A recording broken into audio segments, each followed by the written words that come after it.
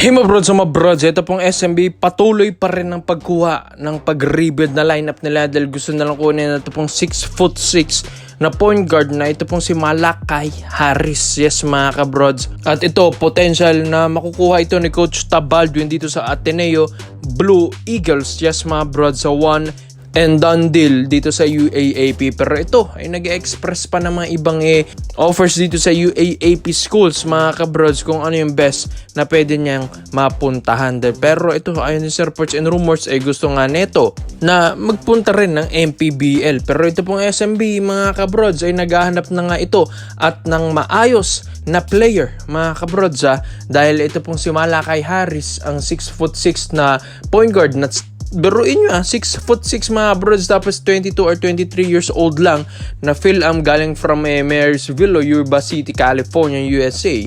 Mga kabrods, ang SMB ngayon ay naghahanap ng mga ganitong batang point guard at malaki pa. Alam din naman natin ang SMB, dismayado nga rin ito dahil syempre napakaaga ng exit nila. At ito, sila sana dyan sa finals round at kalaban sana nila. Ito pong TNT Tropang 5G, di ba mga kabrods na may Chris McCullough. So sayang na sayang, ito pong chance ng SMB dahil ito, Grand Slam Championship na sana. Tapos naging bato pa, mga kabrods. Tapos nabura pa ng Ross lang. Diba? Medyo mahirap at masakit yun para sa SMB na biruin mo. Isipin mo na yung lineup mo, yung pinaka-yamado talaga. Tapos natalo ka na lang ng Reno Shine dahil hindi ka nagpapasakay Junmar Fardo. Tapos yung mga ibang point guard dito sa SMB ay talagang hindi sumusunod din sa sistema ni Coach Leo Austria. Kaya gustong-gusto ni Coach Leo na umanap na ng mga best point guard na mas bata na, mas madaling turuan at sumusunod sa sistema.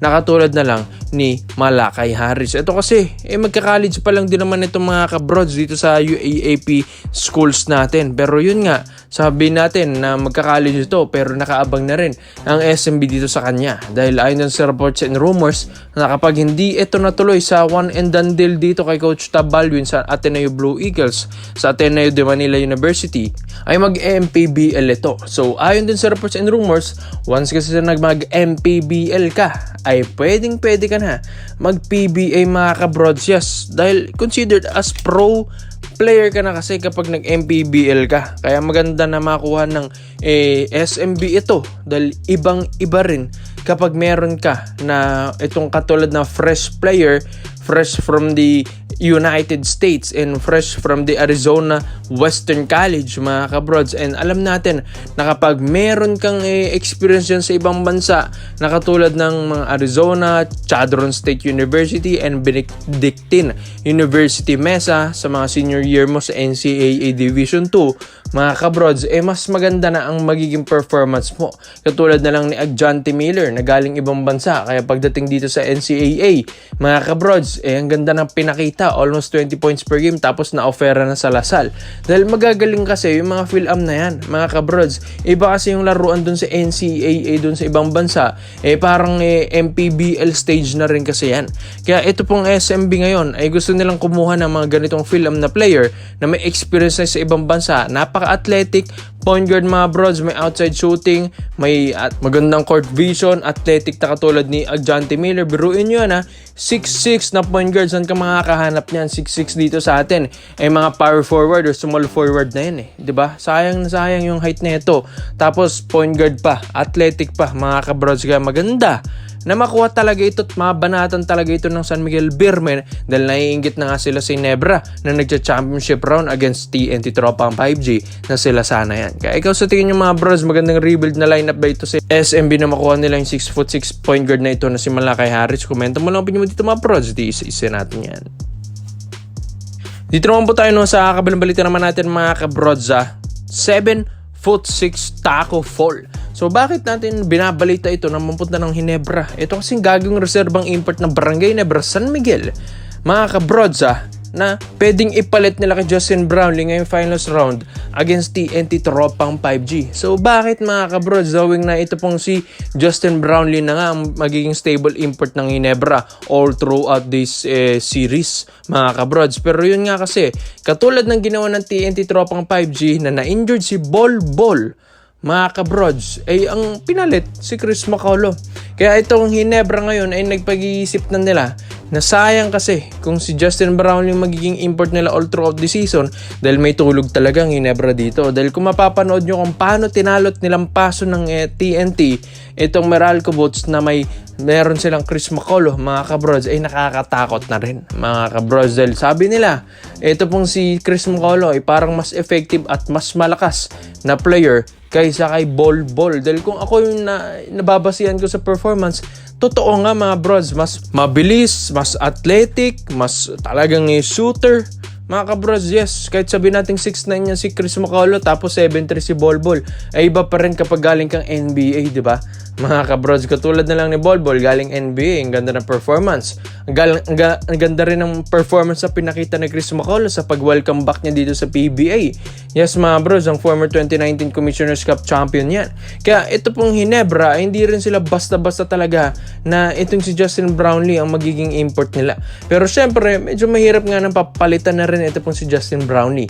At wag naman sana mga kabrods, at if ever man na ma-injured si Justin Brownlee sa laro mga kabrods sa serye na ito, ay pwede na lang ipalit si Tacko Fall. Yes mga bros, ito talaga, ewan ko na lang kung makaporma talaga sa ilalim ito pong si Chris McCullough dahil 7'6" kasi si Tacko Fall. Ito kasi yung dapat na panapat nila kay Bol Bol na unang kinontak na ito ng Barangay Ginebra San Miguel, 7'6". So ang laki niyan. So pwede pa at nako-contact pa rin naman ito ng Ginebra na ito habang naglalaro ito sa CBA sa Ningbo Rockets, pinag-iisipan na ng Ginebra na why not kumuha sila ng mas malaking player para nga ito ma-stop yung pagdo-dominate nito ni Chris McCullough sa ilalim. Dahil kung mapapanood mo kung paano nila tinalot nilang pasong Meralco Bulls ay talagang todo sa drive etong si Chris McCullough. Yes mga bro, 6'9 yan.